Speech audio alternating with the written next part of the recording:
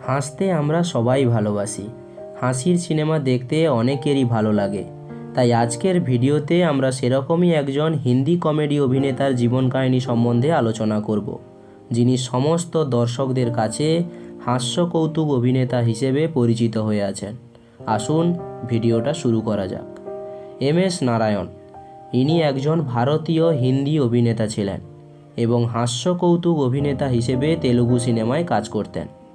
এই অভিনেতার জন্ম 1951 সালের 16ই এপ্রিল ভারতের নিদামারু অঞ্চলে অর্থাৎ বর্তমান অন্ধ্রপ্রদেশে জন্মগ্রহণ করেন। 23 বছরের কেরিয়ারে 750টিরও বেশি ছবিতে কাজ করেছেন এই বিখ্যাত হাস্য কৌতুক অভিনেতা এম.এস. নারায়ণ। পেশাগত দিক দিয়ে ইনি ছিলেন একজন লেখক, অভিনেতা এবং পরিচালক। ইনি এনার জীবনে সবার কাছে অভিনেতা হিসেবে পরিচিত হওয়ার আগে একজন লেখক হিসেবে চলচ্চিত্র জগতে প্রবেশ করেন।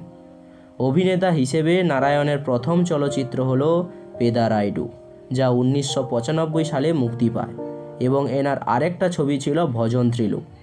এম.এস. নারায়ণ সেরা পুরুষ কৌতুক অভিনেতা হিসেবে অন্ধ্রপ্রদেশ সরকার কর্তৃক উপস্থাপিত 5টা নন্দী পুরস্কার জিতেছেন এবং তিনি তার ছেলে বিক্রম অভিনীত কোডুকু চলচ্চিত্রে পরিচালক হিসেবে আত্মপ্রকাশ করেন।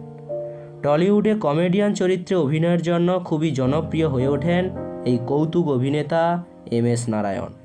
1997 সালে 46 বছর বয়সে ইনি তার কর্মজীবন শুরু করেছিলেন এবং তারপর থেকে 17 বছরের মধ্যে 700টির বেশি চলচ্চিত্রে অভিনয় করেছেন।